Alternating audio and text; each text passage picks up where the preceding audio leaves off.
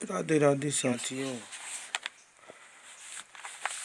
आप सभी का पीके एजुकेशन पॉइंट में स्वागत है। बच्चों के आग्रह पर हम गणित कक्षा 10वीं दो चर वाले रैखिक समीकरण के विषय में जानने का प्रयास करेंगे। दो चर वाला रैखिक समीकरण होता क्या है, जिसमें मुख्यतः दो चर हों। उदाहरण के लिए जैसे हम 4x plus 2y equal to 10 लेते हैं। इसमें x और y दो चर हैं।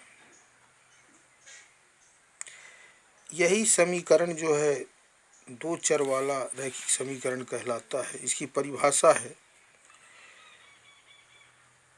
वह समीकरण जिसमें चर की अधिकतम घात 1 हो, रैखिक समीकरण कहलाता है। चर जैसे यहाँ x चर है, यहाँ y चर है, इसकी अधिकतम घात 1 है। इसे ही रैखिक समीकरण कहते हैं। रैखिक समीकरण का मानक रूप है ax plus by plus C equal to 0। इसे हम ax plus by equal to C भी लिख सकते हैं। अब रैखिक समीकरण हल करने की विधियां, इसमें कई विधियां हैं। पहली विधि है प्रतिस्थापन विधि, दूसरी विधि है विलोपन विधि,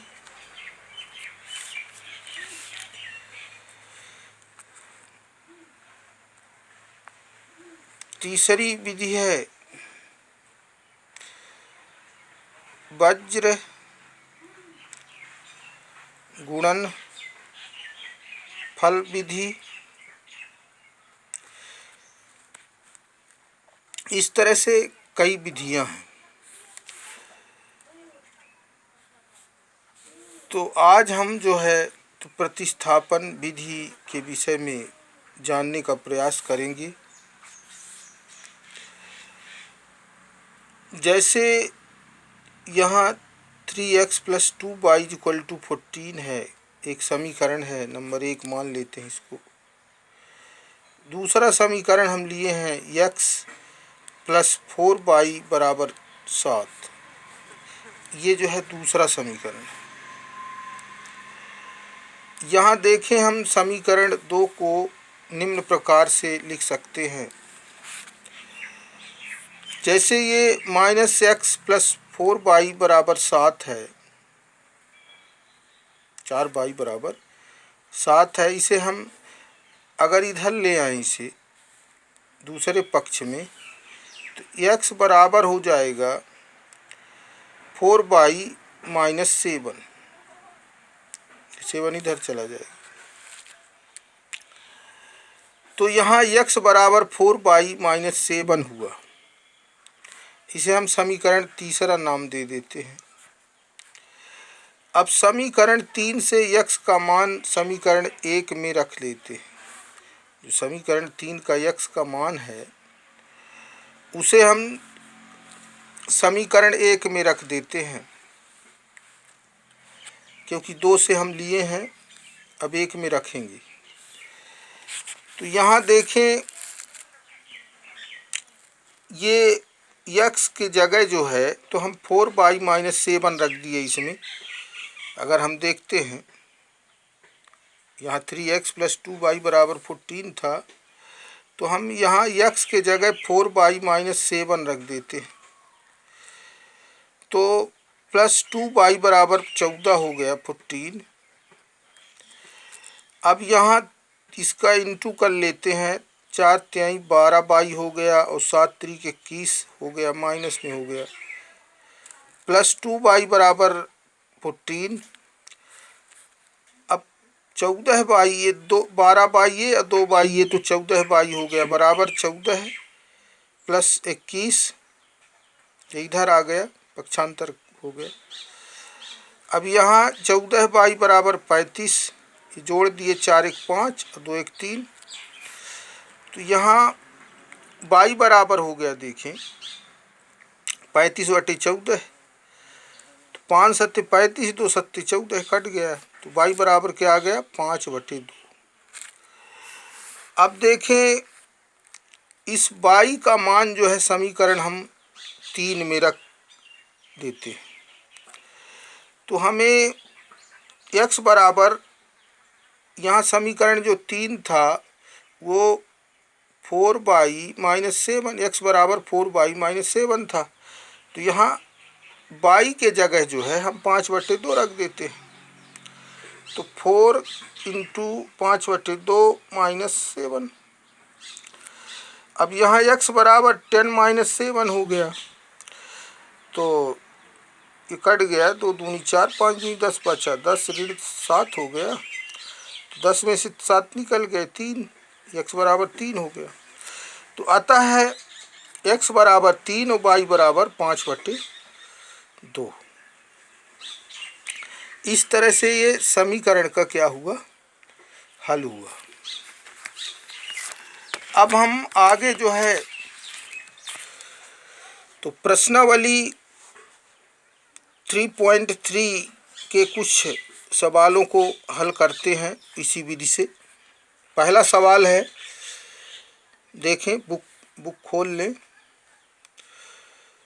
NCERT की, तो यहाँ x प्लस बाई बराबर 14 है, ये समीकरण नंबर 1 हो गया, और x ऋण बाई बराबर 4 है, ये समीकरण 2 हो गया। अब उसी नियम से हम देखते हैं कि समीकरण 2 को हम निम्न प्रकार से लिख सकते हैं।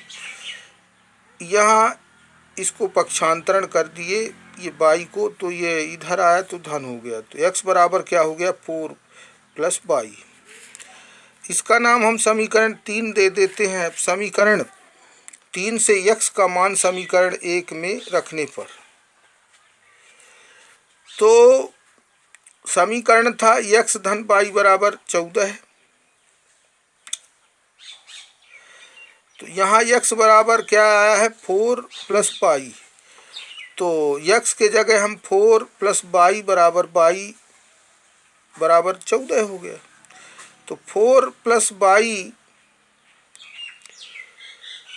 4 प्लस 2 बाई बराबर 14, तो 2 बाई बराबर 14 माइनस 4 हो गया, इधर आया, पक्षांतरण कर दिए, तो 2 बाई प्लस 10, 14 में से 4 निकल गए तो 10 बचा, तो बाई बराबर हो गया 10/2, 2 पंचे 10, तो यहाँ बाई बराबर आ गया 5। अब बाई का मान जो है समीकरण हम वही 3 में रख देते हैं, तो वहाँ समीकरण था x बराबर 4 प्लस बाई, तो बाई के जगह हम 5 रख देते हैं बस, तो x बराबर आ गया 5 4 9, 5 4 9 आ गया। तो इस तरह से ये भी हल हो जाता है कि x बराबर 9 और y बराबर 5, इसका आंसर हुआ। अब हम इसी प्रश्नावली का दूसरा सवाल देखते हैं। यहाँ है 5 माइनस 5 नहीं है, ये है यस, तो यस माइनस टी बराबर 3 है, इसे मान लेते हैं हम समीकरण 1, और यहाँ 5 अपान वो यस अपान 3 प्लस टी अपान 2 बराबर 6 यानी 6। तो इसको थोड़ा हल कर लेते हैं, तो यहाँ 3 और 2 का एलसीएम लेंगे तो 3 दूनी 6 आ जाएगा, 6 में इसका इंटू हुआ, फिर इससे डिवाइड करेंगे, भाग करेंगे तो 2s बचे। अब फिर 6 में t का गुणा करेंगे 6t, और 6t में 2 से भाग करेंगे तो 3t बचेंगे। तो इस तरह से बराबर क्या हो गया, 6/1 कर लेते हैं। और यहाँ 3 और 2 5, 3 2 5 बटे 6, और यहाँ बराबर 6/1 है, तिर्यक गुणा कर देते तो 2s प्लस 3t बराबर 6×36 हो गया। ये समीकरण 2 हो गया। इसको कुछ हल कर लिए।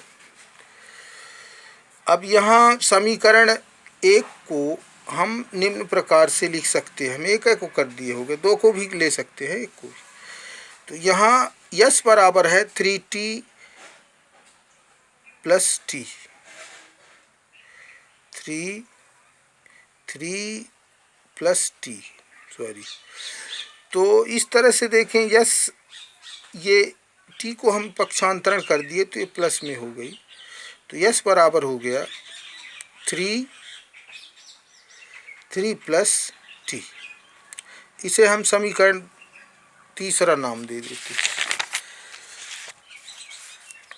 अब हम यहाँ चलते हैं समीकरण 3 से यस का मान समीकरण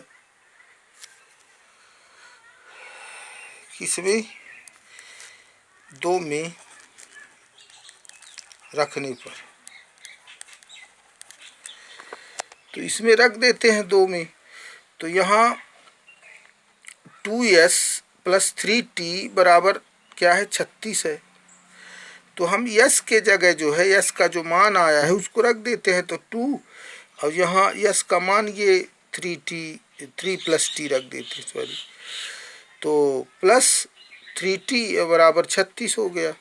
तो ये 3 दूनी 6 और प्लस 2 का t से गुणा होगा 2t, और प्लस 3t है बराबर 36। तो 6 प्लस 5t बराबर 36। तो इस तरह से देख ले, तो ये 2t और 3t तो 5t हो गए ना। तो 6 प्लस 5t बराबर 36। तो 5t बराबर हो गया 36 माइनस 6।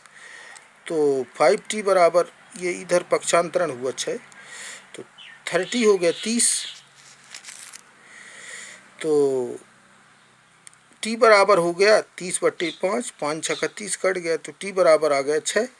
अब t का मान जो है समीकरण 3 में रखने पर, तो हम रख देते हैं, t का मान रख देते हैं समीकरण 3 में। तो समीकरण जो 3 था वो यस बराबर 3 प्लस टी था। तो इसके जगह हम 6 रख दिए, टी के जगह टी का मान जो आया है, तो क्या हो गया, यस बराबर आ गया, यस बराबर क्या हो गया, 9 हो गया। तो अतः हम कह सकते हैं इसका हल कि यस बराबर 9 और टी इज इक्वल टू क्या हो गया, 6। इसका हल हो गया। इस समीकरण को हल करने के लिए ध्यान रखें कि अगर हम समीकरण 2 को पहले लेते हैं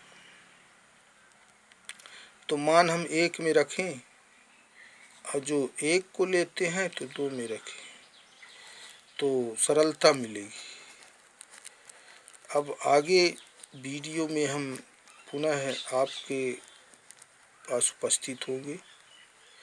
तब तक के लिए आप घर में रहिए, सुरक्षित रहिए। जय हिंद, जय भारत।